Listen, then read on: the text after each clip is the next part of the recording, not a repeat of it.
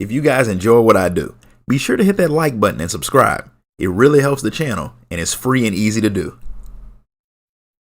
Welcome to my channel where we cover the lore of Final Fantasy XIV.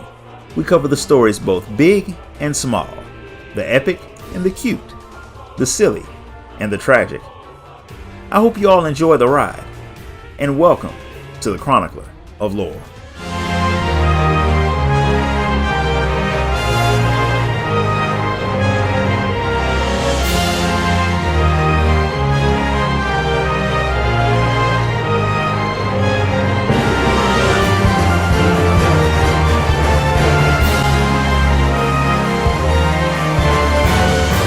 In the Crystarium, a few bounty hunters have taken it upon themselves to hunt down some incredibly powerful sin eaters called the Cardinal Virtues.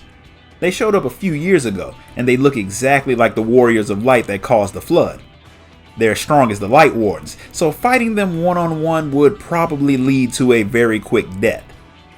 There were a few virtue hunters around the Crystarium, but they had given up. However, hearing about the warrior of darkness taking down a Light Warden kinda gave them a little bit of new motivation, and now they're ready to go again. One of the hunters, a man named Branden, has a personal grudge against the Virtue, and he's looking for someone to help him take the Sin Eater down. The warrior of light is eager to fight, so he goes to talk to the massive sword-wielding warrior. Branden can see from the way that you carry yourself that you're no stranger to combat.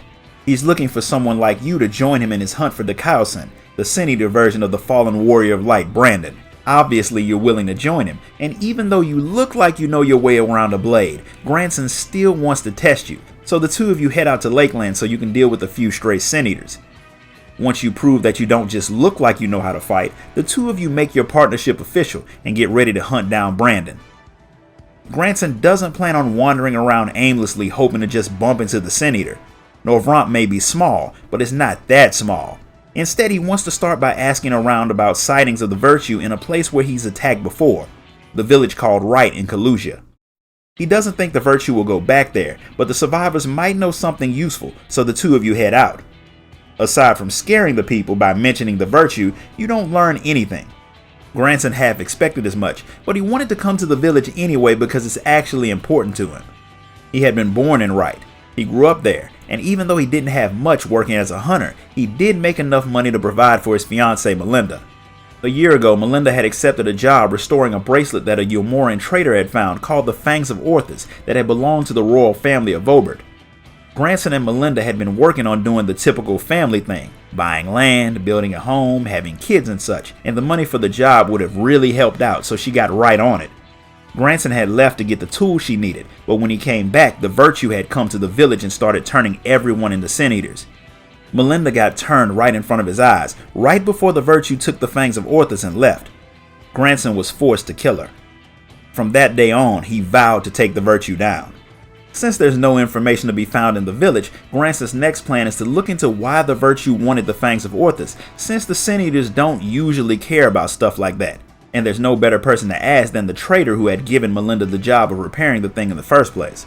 Branden can't exactly question the man himself, because he doubts saying that a Sin Eater stole his priceless artifact would pass the smell test. The trader would likely say that Branden stole it himself and have him arrested, so it's better that you go. The trader is hanging out in the Beehive in Yulmore, and he's glad to tell you about the Fangs because he hopes that you'll bring it back to its rightful owner if you find it, meaning him. He had bought it from a peddler who claimed that it was a relic from Vobert.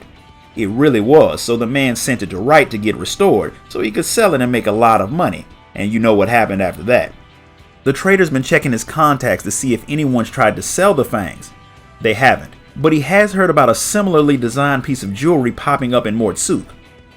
He was going to send someone to look into it, but since you're checking it out, he lets you know that he'll give a big reward if you help him get the Fangs back. The Warrior of Light heads back to Branden to let him know what he found, and the two of you quickly head off to Mortsuk because it's likely the Virtue will attack the place if there's an artifact like the Fangs there. When you arrive, it's clear that no attack has happened, and after asking around, you find out that a peddler hasn't sold the artifact yet. He found out that it was worth a whole lot of money, so he's still trying to haggle prices while he's out looking for more treasure. His wife doesn't realize just how much danger he's in, so you and Branden race off to find the man. You find him right as the Virtue attacks him. He turns him into a Sin Eater, takes the relic, and vanishes. There's nothing you can do for the peddler other than put him out of his misery. Grandson had run into another sin eater that the Virtue recently made, and when you tell him what happened to the peddler, he's not too happy about it. It's just like what happened to his fiancée, and unfortunately, he has to go let the peddler's wife know that her husband won't be coming home. She takes the news as badly as one might expect, and after the woman stops crying, she tells Grandson where her husband had found the choker. A year ago, he and some friends took a trip to Ilmeg to search some ruins for treasure. There was plenty to be found, but for some reason they forgot about the Fae that live in the area. They did a lot of bad stuff to the trespassers, but the ones that survived came home with 2 of 3 sacred treasures of the ancient royal family. One of those relics was the Fangs of Orthus, which ended up in the hands of the Yulmoran merchant, which led to the attack on Right, and the other relic was a choker called the Eyes of Orthus that just caused the attack outside of Mortsuk. There's one artifact left called the Claws of Orthus. Since the Virtue is clearly after them, Grandson figures that if the 2 of you find it, then you should be able to draw the Virtue out. But the Claws are still in Ilmeg, and the Fae folk aren't all that welcoming to outsiders. Fortunately, the Warrior of Light is on good terms with the Fae, which makes the trip relatively easy. Since the Numo were part of the Vobertite society, the best place to find information is their village, so you take Grandson to Plaini, where the Dog Fae live. Most of the Numo have no idea where the Claws of Orthus could be, but one of them, Su'ul, served the royal family before the flood. If anyone knows where the artifact is, it will be Su'ul. So you and Grandson go to have a chat with the Dog Fae. As soon as the 2 of you lock eyes, the echo takes over and you see Su'ul talking to Branden about a young girl who had been transformed into a monster. She was the 5th person that had turned up like that, and after studying her remains, Todrick, the court mage, could feel the remnants of strong magic that had been used to transform the girl. Whoever had cast the spell was no low-level mage. Todrick promises to figure out who's behind the magic, but until then, he wants Branden and the other knights to put down anyone who shows signs of turning. Branden's not so eager to cut down the people of his homeland without at least looking for a way to save them, but his primary job is to protect the royal family, so if that forces him to cut down people who he might have known, then he'd do what he had to. Princess Sardia heard them talking, and she refuses to turn a blind eye to her people's suffering just to keep herself safe. She's going to find the person responsible, and she plans on leading the investigation herself. That's an extremely irresponsible thing for a leader to do, and Su'ul tries to point that out, but she ignores the Numo and decides to make Branden her personal guard while she investigates. He agrees, partially because he doesn't have a choice, and partially because men from every shard will do stupid things to please a pretty woman. And this is a very stupid thing. The vision ends and both Su'ul and Grandson demand an explanation about why you were holding your head and acting like you were in pain, so you tell them about your vision. Su'ul is shocked to learn about your vision, but the Numo saw something like it before with Branden. Grandson doesn't understand, and the Numo doesn't explain, but since you piqued its curiosity, it gives you the opportunity to explain what you want. When you tell it about your hunt for the Virtue, it sends you off to fight some monsters to prove that if you lured the Virtue out with the claws, you'd actually be able to beat it. Honestly, the Fae is just using you to clear some monsters away from its favorite bathing spot. As for Grandson, the Numo has an entirely different task for him. You deal with the creatures pretty easily, and the Numo admits that the creatures weren't sin eaters, but victims of the curse that you saw in your vision. Of course, it won't say anything else until Grandson finishes his task. He eventually gets to it, but he just has a hard time taking orders from a dog. It's probably not a good idea to be disrespectful to someone that you're trying to get to do a favor for you, but the insult doesn't stop Su'ul from answering Grandson's questions. Since the Numo and Branden look like they were friends in your vision, Grandson figures that Su'ul could give you some type of hint as to what the Virtue's plan might be. But the Sin Eater that is running around with Branden's body is not the fallen Warrior of Light. Not entirely, but he does still seem to be trying to fulfill his duty as a knight, even in death. Even dying couldn't stop him from being a loyal friend. Grandson is not exactly happy to hear anything good being said about the thing that ruined his life, but what Su'ul wants him to understand is that no matter what the Virtue is doing, it is still just a mindless monster.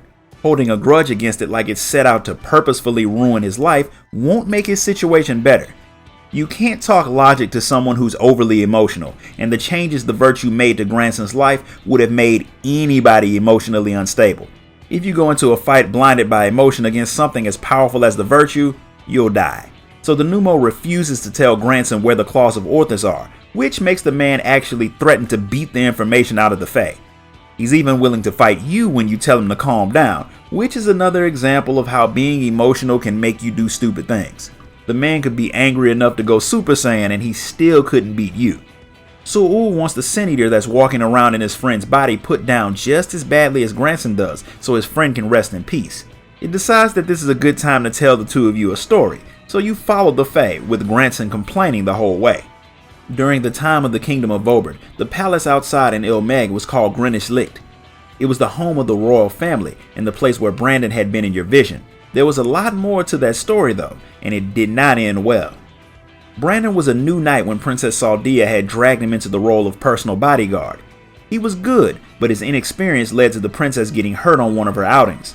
Because of his failure, Branden was kicked out of the knights, and after that, he left the kingdom. Su'ul thought the two of them would never see each other again, but Branden eventually returned with Ardbert and his friends to investigate the transformations that had gotten worse during the time that Branden was away. Sardia was happy to see him, and during the time that he was there, the two of them started to get very close. It wasn't long after that they all learned that Todrick was the one behind the magical plague. The echo takes over, and you get to experience the next part firsthand. Branden and the other warriors of light confront Todrick, who turns his own followers into monsters to use against them. Once Branden and the others are dead, there won't be anyone left who can stop him from taking the throne. While he is a powerful mage, and his creatures are extremely deadly, Ardbert, Branden, and the others put him down. With his dying breath, he hits Sardia with a spell causing her to transform into a monster, but before she loses herself completely, she asks Branden to put her out of her misery. He doesn't want to, but he does it as a last act of service to the princess. When the vision ends and you tell Grandson and Su'ul what you saw, Grandson realizes that Branden had to put down the woman he loved, just like he did. Their stories are nearly the same, which is why the Numo decided to tell it to you. It had gone to serve Sardia after she had protected it from a wild beast.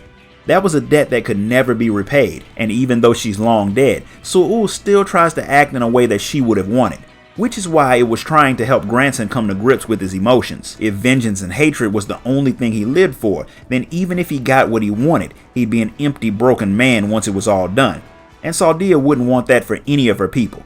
It takes a moment for him to accept it, but he realizes that even Melinda wouldn't have wanted him to live that way.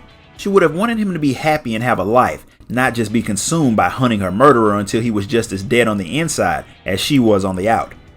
He still plans on dealing with the Virtue, but not just for his own sake. He wants to give Branden the peace that he deserves. Since Grandson finally seems to have his head on straight, Su'ul is finally willing to talk about the relics that the Virtue is hunting. The three relics together show that the owner has the right to rule Vobert. Since Sardia was the last of her bloodline, when she died the relics were buried with her, but a year ago some thieves broke into the tomb and got away with two of the relics. The Virtue sensed what had happened, and his instincts kicked in, and he set out to retrieve Sardia's property. Su'ul knows where the third relic is, and he's positive that if you get it, Branden will come for you. He hid it with a bit of magic, but he gives you some power that will get rid of that spell, so you and Grandson head off to retrieve the artifact. The plan is to take the artifact off somewhere to set up a trap for Branden, but he appears as soon as you touch it. Since there's no longer any choice, the two of you face off against the fallen warrior of light. The fight is very likely a taste of what people would have to deal with if our warrior of light finally decided to go on a murder spree, and adding the powers of a Sin Eater to what Branden already had makes it a fight that pushes you and Grandson to the limit. But the two of you manage to bring down the Sin Eater, finally allowing Branden to rest and giving Grandson a bit of peace as well. The fallen Virtue leaves behind the other two relics, so the two of you bring them back to Su'ul so the Numo can lay them to rest with Sardia. Back at the Crystarium, with his mission accomplished, Grandson decides that since he's a better fighter than most, he can spend his time traveling and helping people in need, similar to the Warriors of Light, and he thinks that would make his fiancée proud. This concludes the story of the Shadowbringers tank role quest. If you enjoyed this video, hit the like button, subscribe, ding that notification bell, join the Discord, and if you really want to show your support, you can donate to the channel through the link in the description. Until next time guys, later.